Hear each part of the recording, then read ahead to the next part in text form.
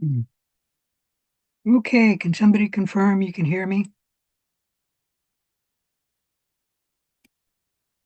I can hear you. Thank you. Before we begin, are there any questions?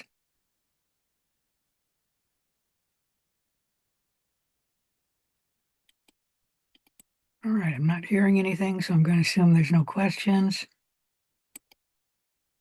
Let me share my screen.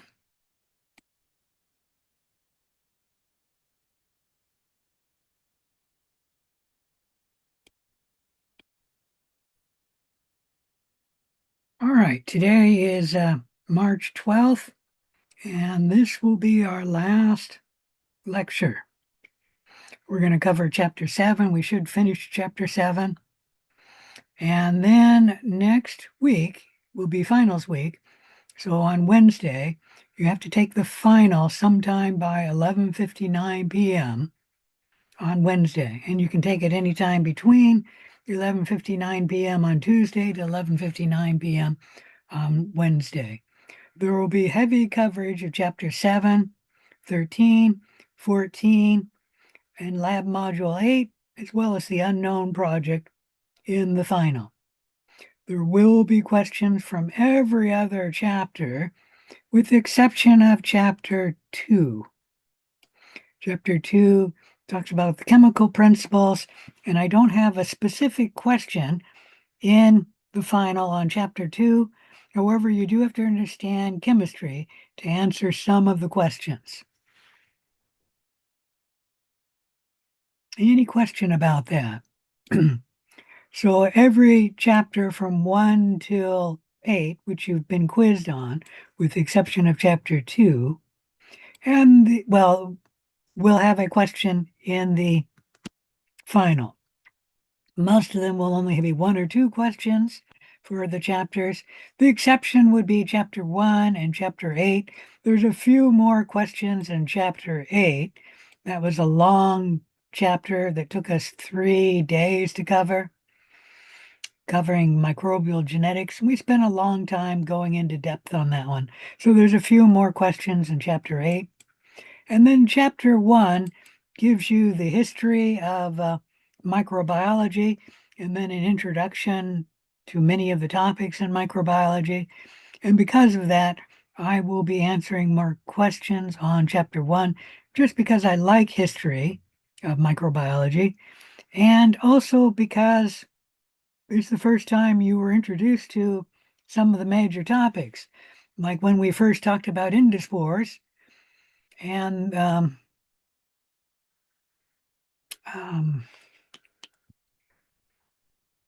oh gosh, what's the name? Well, endospores in the cell wall. We introduced it in chapter 1, and then those topics, generally, we covered them in two other chapters, meaning we discussed them two other times in the lesson. That certainly was true for endospores and the cell wall. And what's the other one I'm trying to think of?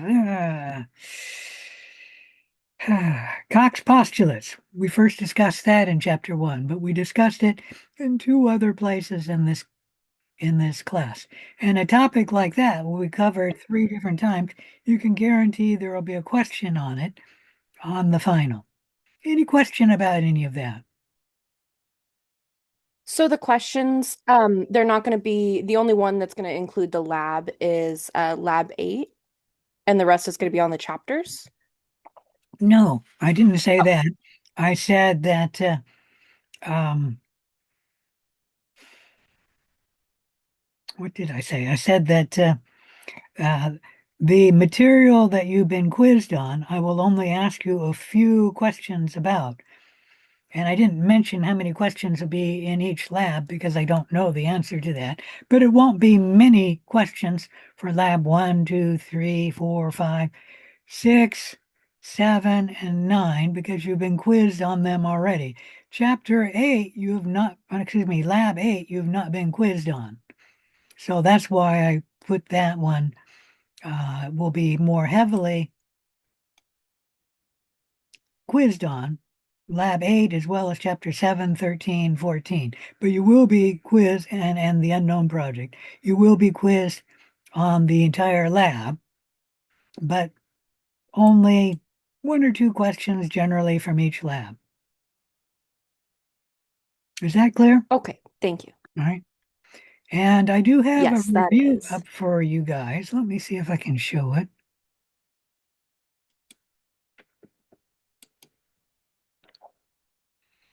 I've got a review up for chapters 1 to 8. If you click on the link, it's best to click on the link.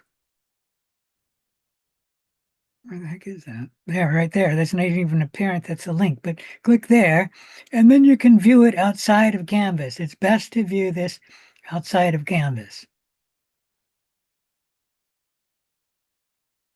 Yeah, let's go ahead and shut that down. Mm. And then there's a link for a review of chapter 7, 13, 14, and the labs. And it's best to view this link out of Canvas also. Do you have any suggestions for study guides to focus on, or do you have like a comprehensive study guide that you want us to work on? No, you have these as a review. And then for reviewing, what you should do is take a look at the, what do I call it? The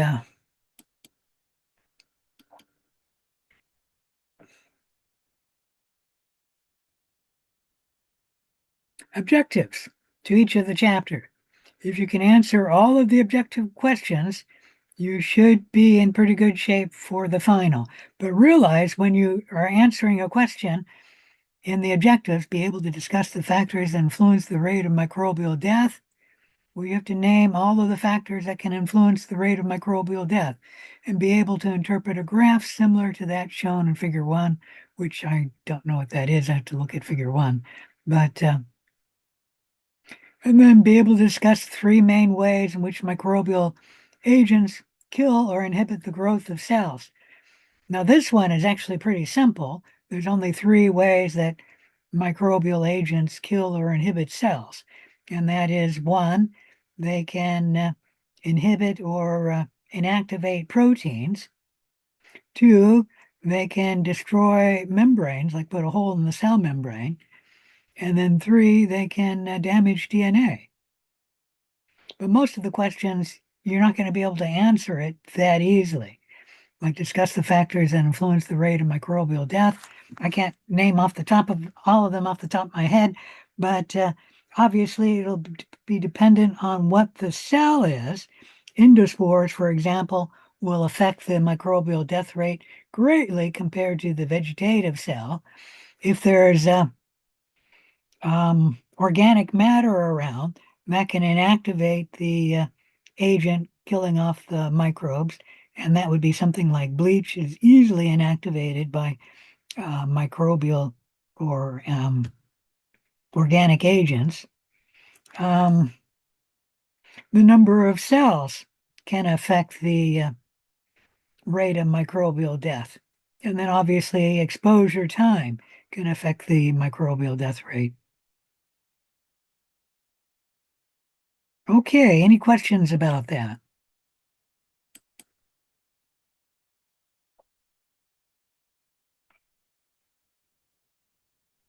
My last question for you on the final. Yeah. Um, are most of the questions gonna be like pulled from previous quizzes? Like, would it be helpful for us to study the questions that were asked in previous quizzes that we've been taking? No, there will be no questions that'll be the same. There could be similar questions, like I could have asked you a question about um, Cox postulates, and I could ask another question about Cox postulates. So in that case, studying that question would help you, but it shouldn't be the same question if that's what you're asking. Okay, yeah, it was. Okay. So Thank yeah, you. no, studying the quizzes is not a good way to study for the final. All right. I think that's enough about the final. Just make sure you study 50% of the questions will be from chapters 7, 13, 14, and then the lab module 8, as well as the unknown project. In the unknown project, I'll probably ask you questions like, what could this bacteria be? And I'll give you different um, characteristics of the bacteria. And if you've done well on the case studies, you should do well on the questions about the unknown project. However, if you only use the AI to answer the case studies, you're going to have trouble on the questions involving the unknown project because you can't use the AI on the final. Most of the questions will be multiple choice questions. There will be a few questions which are short answer or essay. Let me go to that.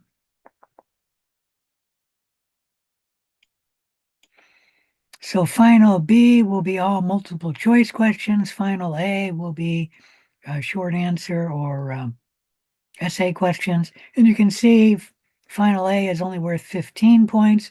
Final B is worth 135 points.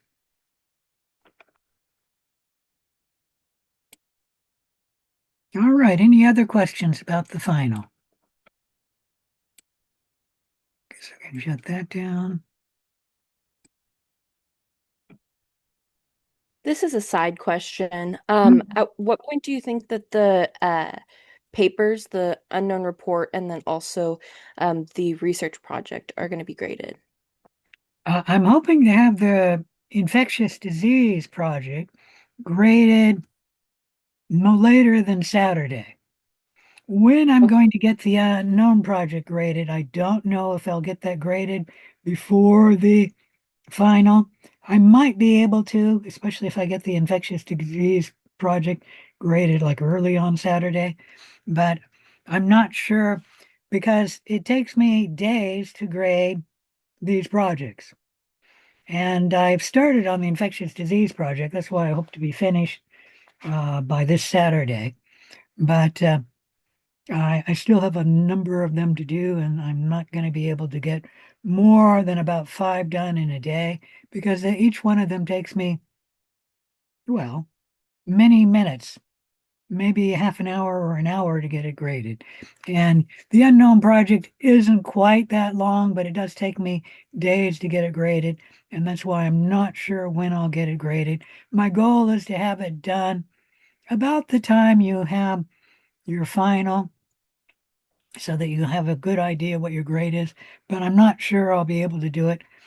And another thing I got to get graded, I haven't figured out the which quiz will be removed and which I got to add quiz 5, change it from about 1 point up to what is it, 70 points, 75 points, something like that.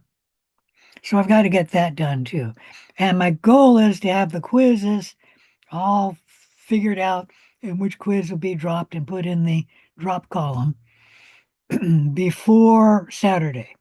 So I hope to have that done by Saturday, as well as have the infectious disease project graded by Saturday.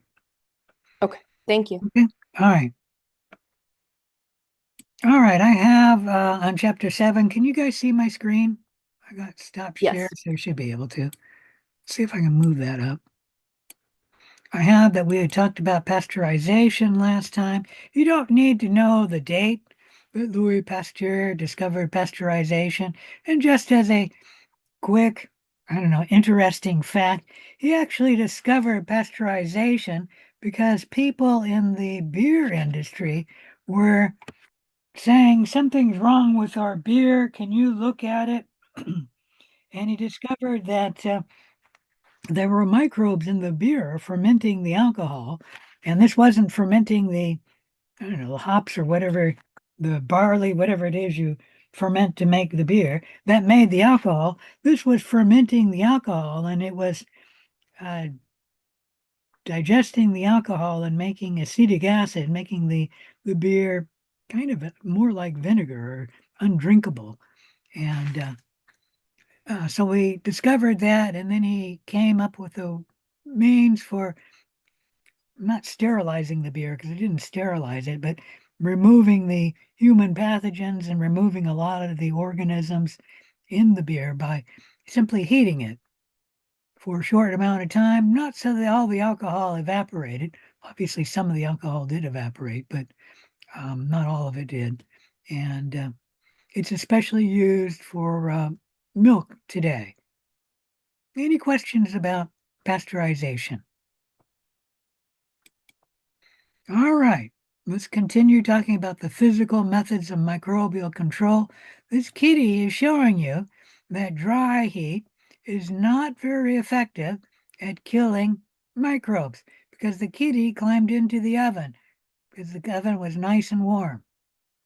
Dry heat does sterilize, killing by oxidation and extremely high temperatures like flaming and incineration can kill cells by actually charring the cells, turning the carbon into char. But hot air sterilization or baking, items are placed in the oven for 107 degrees Celsius. I think that's around 250 degrees Fahrenheit, maybe a little higher, for 2 hours. And you need 2 hours to sterilize the items. You cannot just stick it in the hot oven for a few minutes. And that's why you can stick your hands and pull out the kitty, and why the kitty was walked into the oven, because it doesn't burn your hands putting it into a hot oven. Whereas if you're putting your hands into steam, you're going to get burned immediately. And that tells you that wet heat is, or moist heat is much better at killing vegetative cells in a much quicker time than dry heat, unless you're using extremely hot temperature, which you change the carbon into char. Any questions about that? All right. Another method of microbial control is filtration. You can filter liquids in the air, passing them through a filter, which will then has pores which block the size of the cells, but allow the liquid to get through or the air to get through, but not the microbes. It's useful for sterilizing liquids, especially liquids that be altered by heating. Coors beer is actually filtered. You probably don't know this, but in the state of Oregon, you couldn't buy Coors beer for many years because they had a law saying that beer had to be pasteurized. And finally, they changed it and said that the beer can be either pasteurized or filtered. And now, of course, beer is sold in the state of Oregon.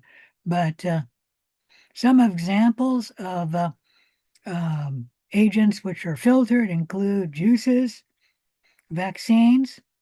Milk is usually not filtered because the pores would get clogged by the lipids, the fat in the milk. Any questions about any of that? All right. Low temperature is another means that we use for controlling microbial growth. Low temperature inhibits the microbial growth of many organisms. Not all. Obviously, refrigeration, 0 to 7 degrees Celsius, slows the metabolic rate of many microbes or inhibits it totally, but it cannot, so they cannot reproduce or synthesize toxins. But there are some organisms that actually do grow at refrigeration temperature. These are the psychotrophs. They do reproduce at a rate about 3 times per day, and they can reach numbers greater than 2 million cells within about a week. Why, most food that's in the refrigerator, after it's a week old, you should throw it out. Unless it has a preservative in it, you should not eat your food that's been in the refrigerator for longer than a week. Preservatives would be something like high salt, high sugar, high other osmotic pressure, or a high acidity. Maybe high basicity, but I've never seen anything with high basic, meaning, what is that, high pH. I've only seen acids used to preserve food. And that's why you can keep ketchup in the refrigerator for greater than 2 years. My mother and I didn't really use ketchup, and we had it in the refrigerator for 2 years, and we said, maybe we should give this to my brother Mike, Mom. We've had this ketchup for 2 years, and he will go through it very quickly. My brother Mike put ketchup on everything, and so we did. Freezing, a temperature less than 0 degrees C, stops metabolic activity. Slow freezing, this is in your home freezing, allows ice crystals to form, which can kill some bacteria. About 50% of bacteria cells are killed by the ice crystals that form, and then when you thaw the bacteria out, they'll be dead. Although many bacteria can survive freezing, so only about 50% of the bacteria cells will be killed by freezing. And then all parasitic eukaryotic species are killed by the ice crystals forming. So home freezer is very good killing eukaryotic parasites, not so good killing bacteria. But because the bacteria cannot reproduce, they can't produce toxins. In fact, they're not metabolically active, less than 0 degrees C. The food is good in the freezer for about a year, and it's not because of microbes growing in the food that it should be thrown out.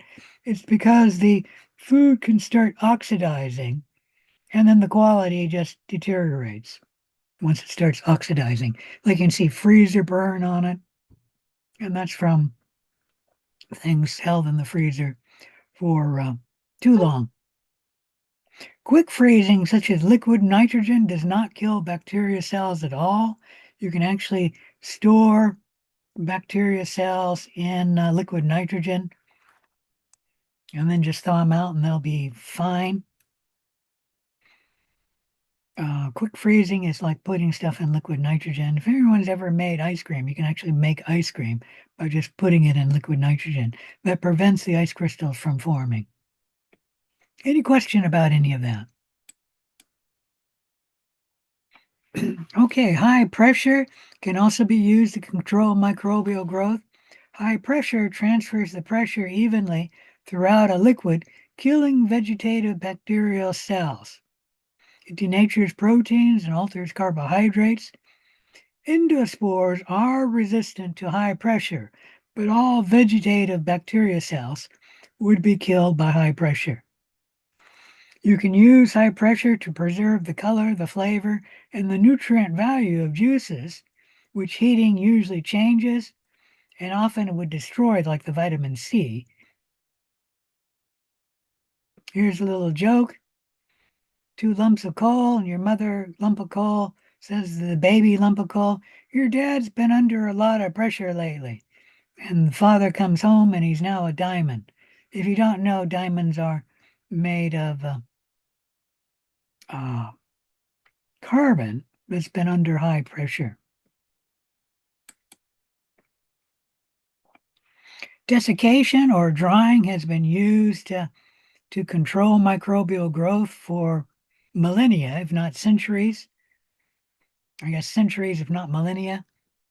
High growth and desiccation prevents microbial metabolism. The cells may still remain viable for years if they have endospores. Even cells like Staphylococcus aureus can survive desiccation for a while. Many cells, though, cannot, like E. coli, would quickly die when the cells are desiccated. Staphylococcus aureus can probably survive for maybe a couple of weeks, but after that, it would die. The resistance to desiccation varies greatly by species. Some examples of desiccation to preserve food: drying figs or fruit, osmotic pressure like molasses or honey. My mother had a bottle of molasses, I think I've already told you, that was 30 years old. As far as we could tell, it was still good. It was still good at 20 years old because I made molasses candy and fed it to my father when we figured the molasses was about 20 years old. And after 30 years, my mother said, we're not using this. Let's just toss it.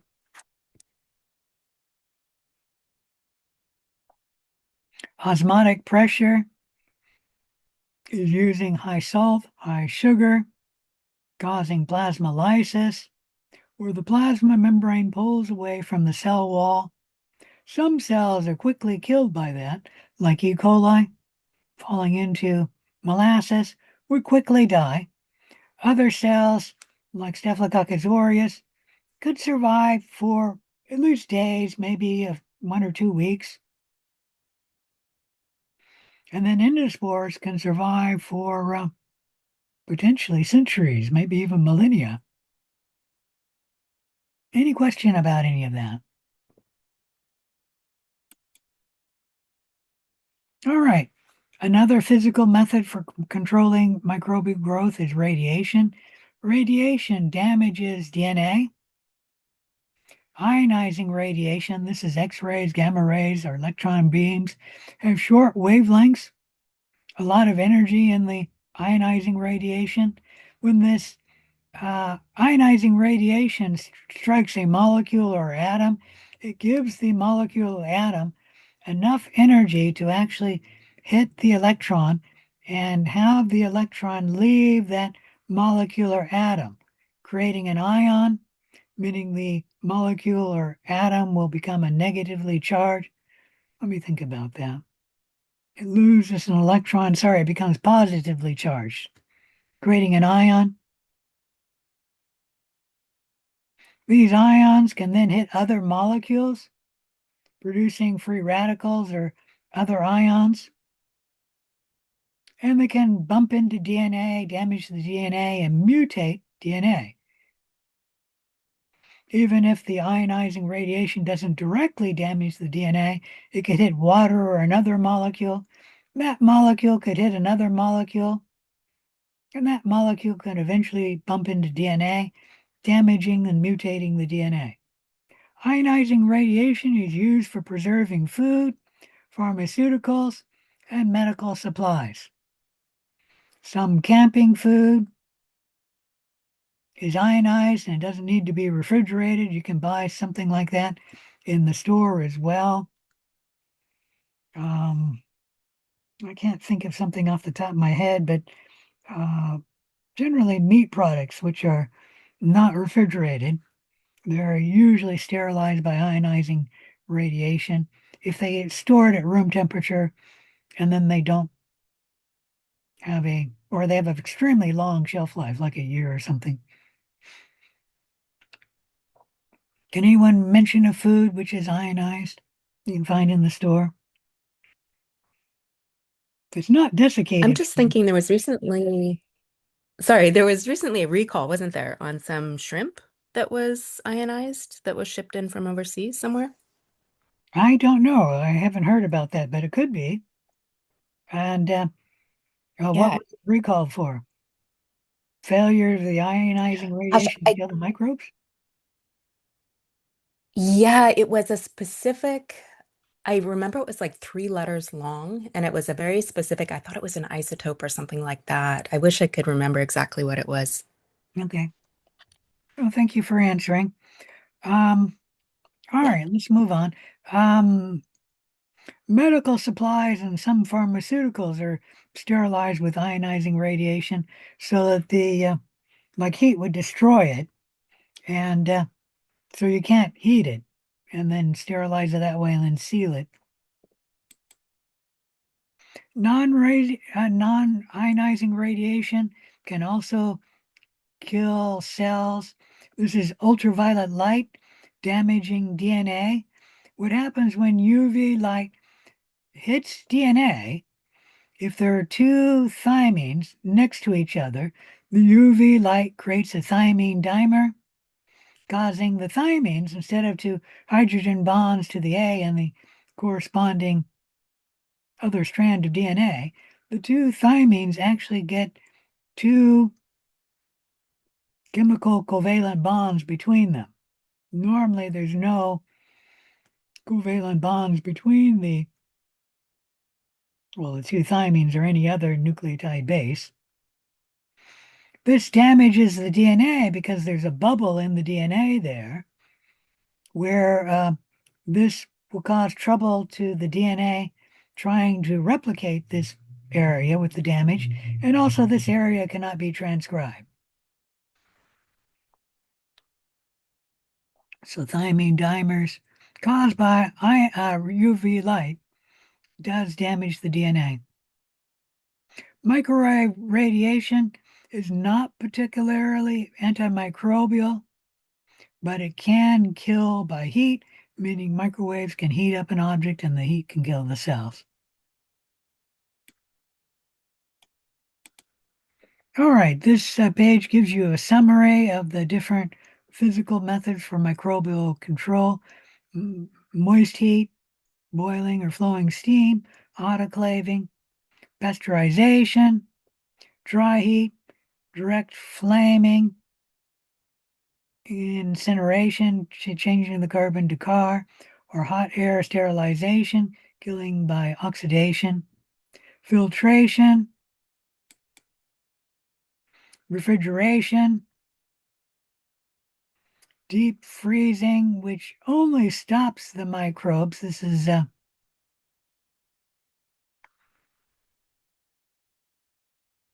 actually that's not that's your deep freezer in there. That's not. It only stops the microbe, doesn't kill it. Um, Lyophilization, we didn't talk about that, and I'm not going to quiz you on it, so you don't need to know it. High pressure, like osmotic pressure, molasses or honey or simply dried fruit. Desiccation, the same thing. Osmotic pressure. Oh, excuse me. Osmotic pressure is what I'm thinking of, not high pressure. High pressure is putting pressure on a liquid to kill the microbes in the liquid.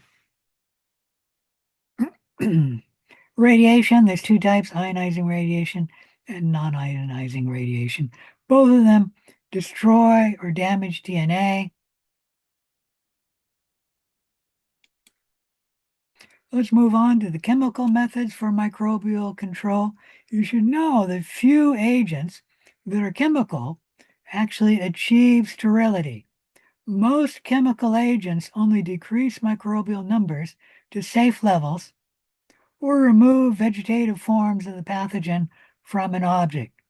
Like when we use a chemical agent to clean the toilet, you're not killing all microbes. You're not sterilizing the toilet.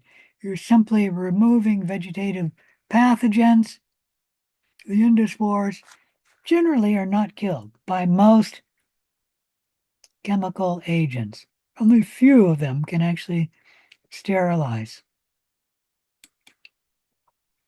Some principles of effective chemical sterilization or disinfection. Disinfection refers to the destruction of vegetative pathogens. It does not refer to the destruction of endospores. Some factors related to disinfection: effective disinfection, the concentration of the disinfectant.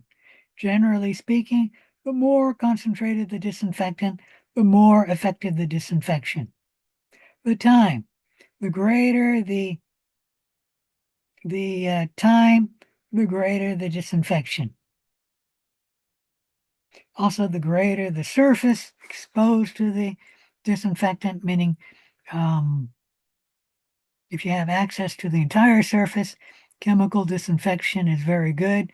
But if you do not, like you're trying to sterilize, I don't know,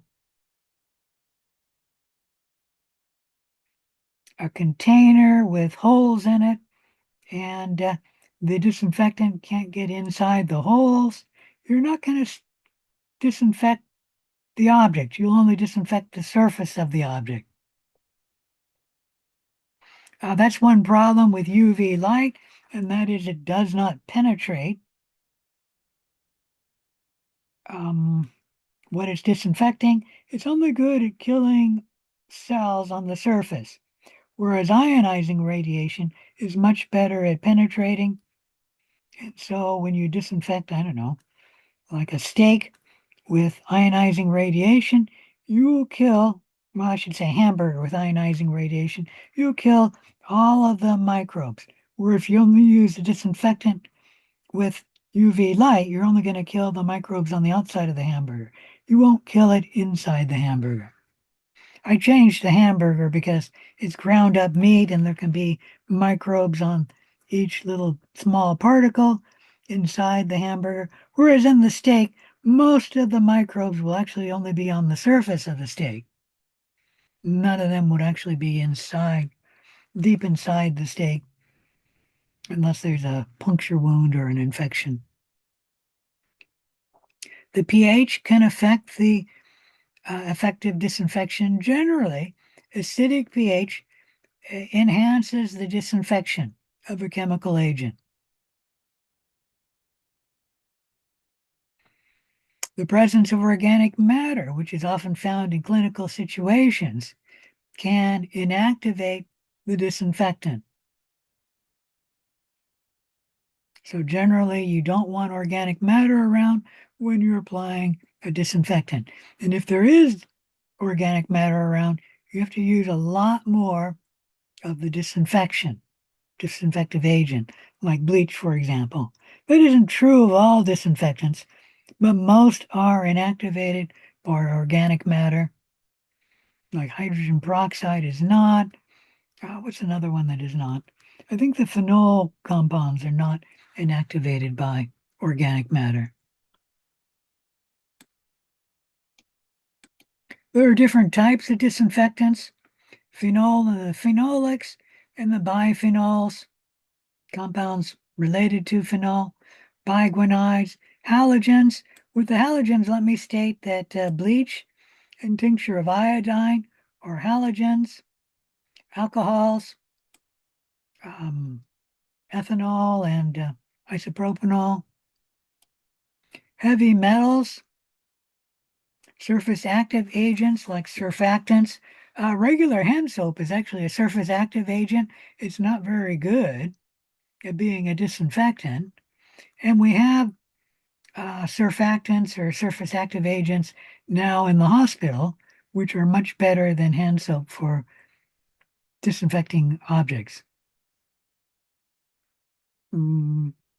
Let me mention that phenol was the first agent that Joseph Lister used to as an antiseptic to sterilize tissue before he did surgery. Phenol only has a coefficient of 1, and we now have surfactants that have coefficients in the hundreds. Much better for surgery, meaning you're using it as an antiseptic before surgery, than phenol. And then the problem with phenol is actually irritating to skin and had a bad smell. And it's also a carcinogen. But when Joseph Lister was working, phenol was the strongest disinfectant that he found, or antiseptic that he found. Chemical food preservatives are another type of disinfectant. Antibiotics, which when we're talking about it here, we're using them more as a food preservative than an antibiotic. Aldehydes, gaseous chemosterilizers, some gaseous agents can kill even endospores. And then peroxygens, like oxidizing agents, some of these can also kill, if not all of them, can kill endospores. Any question about any of that? All right, let me see what you need to know here.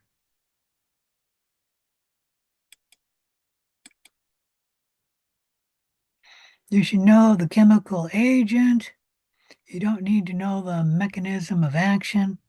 It's interesting, the preferred use, but I won't quiz you on that. And then this column, I'm not going to use at all. Uh, Chlorhexidine is a skin disinfection or antiseptic, especially used for surgical scrubs. Phenol, rarely used except as a standard of comparison, but it was what Joseph Lister used as the first antiseptic before surgery.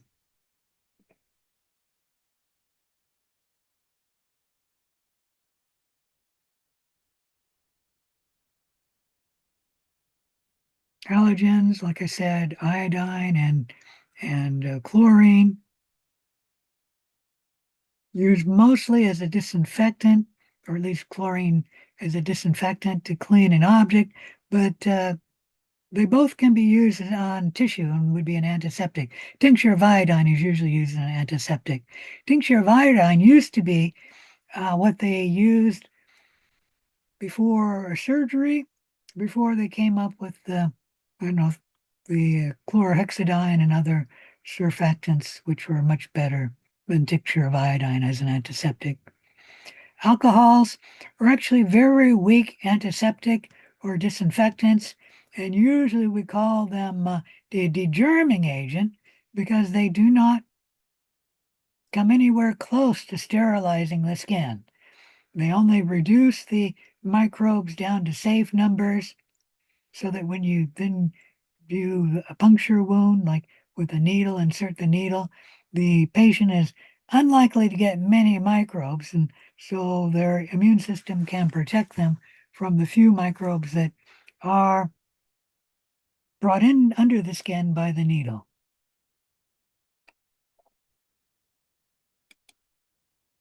Heavy metals for a long time were not used because of their toxicity to humans, but their use has come back, and especially in the medical industry, because of the antimicrobial resistance of bacteria to antibiotics. So they sometimes put heavy metals in surgical dressing to prevent the wound from getting infected. They may have started reusing silver nitrate to prevent gonorrhea. They used to put the eyes of a baby, especially a mother who had gonorrhea, but they did it routinely. And then that stopped being used because silver nitrate is toxic, although the low numbers in the eye probably wasn't a problem. But like I said, they stopped using it because of the toxicity. I'm not sure if that's come back into use or not. Copper sulfite is used as a algicide to prevent algae growth, like you can put it in the water in the incubators to prevent bacteria from growing in the water in the incubator, as well as algae growing in the water. Soap and detergents, surface active agents, many sanitizers, surface active agents, quaternary ammonium compounds, an antiseptic for skin, used to sterilize or clean instruments, utensils, rubber goods, things that could be damaged by heat. Some chemical food preservatives, organic acids, nitrates and nitrites put in food to help preserve the food, like nitrates and nitrites put in hot dogs, meat products.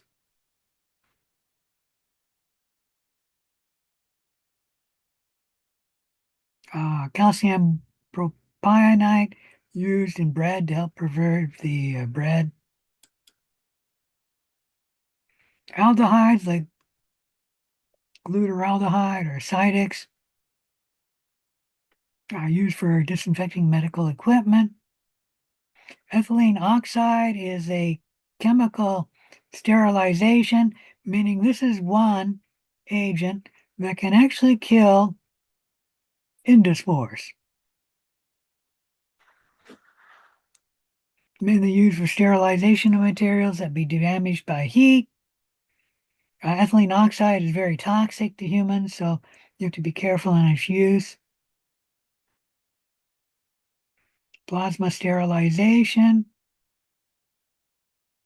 especially useful for tubular medical instruments that could be damaged by heat.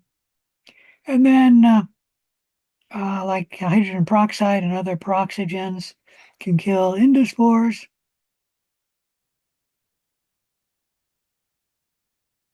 Agents that are very sensitive to oxygen um, sensitivity, like anaerobes, killed by oxygen. And many of the endospores are toxic, are killed by hydrogen peroxide because they're very sensitive to oxygen, like all the Corynebacterium. Is that right? All right, comparing the effectiveness of various antiseptics, tincture of iodine. After 80 seconds, you are close to about, let's say 90 seconds, you reduce the number of microbes down to 10%. And the nice thing about tincture of iodine, when you applied it to the skin, it was not irritating to the skin and then could just stay on the skin for long periods of time. And then the other good thing was it actually marked the skin that was subject to the tincture of iodine, so you knew where you could use your surgery. I mean, you started cutting outside of it, you knew you had to apply the tincture of iodine. The only other one I'm going to mention is soap and water. After 90 seconds, you get less than 10% killing. And soap and water are really weak disinfectants or antiseptics. And even after 100 seconds, you get less than 10% killing. Soap and water mainly just washes the microbes away. They do not kill most microbes. And so when you wash your hands, you're always going to have some microbes left on your hand because the soap and water is not going to wash all the microbes away, and it's certainly not going to kill most of the microbes. And that was a question in the lab we had earlier. All right, here's a simplified hierarchy of the relative resistance of the major microbial groups, the chemical biocides. The most resistant agent to a chemical biocide are prions. There's very few agents that can kill prions. You could incinerate whatever you're doing, and that would kill the prion. And it's not clear why you have to heat a prion so high before it becomes damaged. Most proteins lose their three-dimensional shape actually before you reach 100 degrees Celsius. But prions, you have to really incinerate them before you can destroy them. And we're talking about 1,000 degrees. I don't remember if that's Fahrenheit or Celsius. It doesn't matter. You're converting easily all of the carbon into char. The next most resistant are endospores of bacteria, highly resistant to most of the chemical um, um, biocides. There are a few exceptions like hydrogen peroxide, the gaseous sterilizing agents. They can kill endospores, but most of the chemical agents used as a biocide will not kill endospores. So endospores are highly resistant. Then the mycobacteria is the next most resistant. Remember, mycobacteria have a lot of mycolic acid in their cell wall. Any agent that dissolves in water will not go through the mycolic agent, and that can stop the agent from killing the mycobacteria. And that could be something like bleach, would not be very good at killing mycobacteria. cyst protozoa, the next most resistant, vegetative protozoa, the next most resistant, gram-negative bacteria, the next most resistant, and they're more resistant than gram-positive bacteria because the outer membrane of the gram-negative cell wall can prevent many agents from getting to the bacteria and then damaging the bacteria. Fungi, the most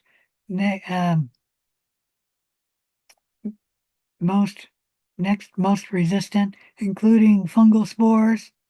Viruses without envelopes, the next most resistant. Then gram-positive bacteria, one of the most sensitive microbes to chemical agents, gram-positive bacteria. And then the agent that's most sensitive microbe to any chemical biocide would be viruses with lipid envelopes. If you dry out the lipid envelope, you damage the virus. You can damage it with heat, with UV light, with many other disinfectants can damage viruses with lipid envelopes. So they are the least resistant. And this is the general simplified hierarchy. Any questions about the general simplified hierarchy? Prions, the most resistant, endospores, the next most resistant, mycobacteria, the third most resistant, and then viruses with lipid envelopes, the most sensitive, and the second most sensitive gram-positive bacteria.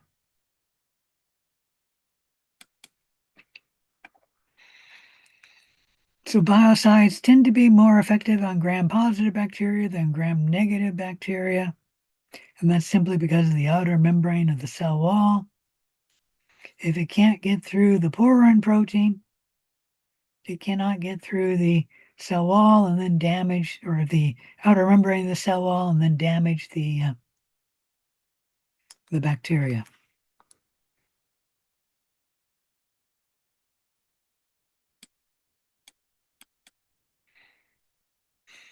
I've already talked about the viruses.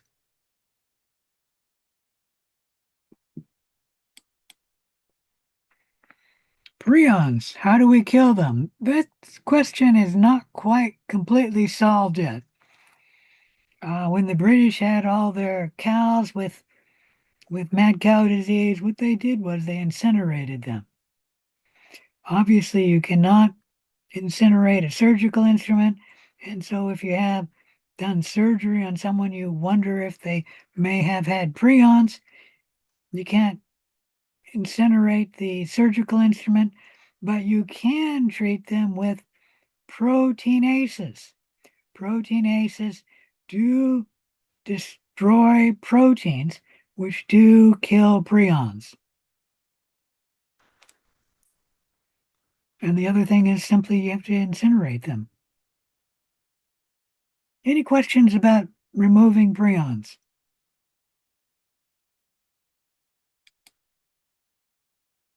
All right, let me go back here. Mycobacteria is the third most resistant group to chemical disinfectants in general because of the mycolic acid in the cell wall. However, there is a chemical disinfectant that is very weak, and we call it a degerming agent, which is very good at killing mycobacteria. And what those are alcohols. Alcohol can get right through the mycolic acid in the mycobacteria cell wall and then kill the bacteria, the mycobacterium. So alcohol, which is a very weak disinfectant, we actually call it a degerming agent since it's so weak, it actually is very good at killing the mycobacteria. So you do have to realize that different cells have different microbial properties, making them sensitive or resistant to specific treatments.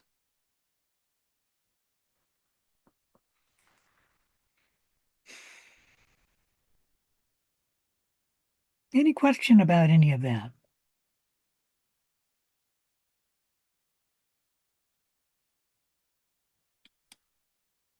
All right. While microbial methods are effective, especially the biocides, they are not uniformly effective against all microbes. Like bleach does not kill some endospores. It's very good at killing vegetative pathogens, but then if you have organic matter around, which most clinical specimens will, you either have to use a ton of bleach or a lot of bleach, or you shouldn't use bleach because the organic matter will inactivate the bleach. The compounds discussed in this lecture are not generally useful in disease treatment, with the exception of the antibiotics. Like you cannot give an antibacterial agent like bleach to a patient to get them to be free from having a bacterial infection. The bleach would be too much damage and could kill the patient.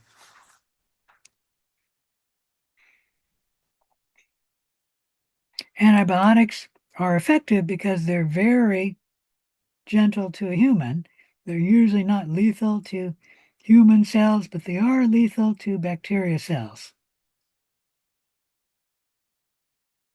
And that's why antibiotics are used as an antimicrobial agent.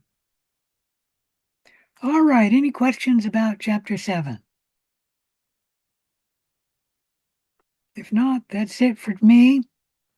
I will be in the lab at the normal time for about 15 minutes to answer questions. But after that, I'll log out. So if you have any questions, please show up in the lab. You do not need to show up in the lab if you don't have any questions. Any questions before I go? All right. Are Goodbye. you Welcome I in. All right. Somebody has a question. are you gonna upload this video to your YouTube channel tonight or tomorrow? I should do it tonight. Okay. Sorry, I was kind of late. That's why I'm asking. Okay. All right, thank you. All right.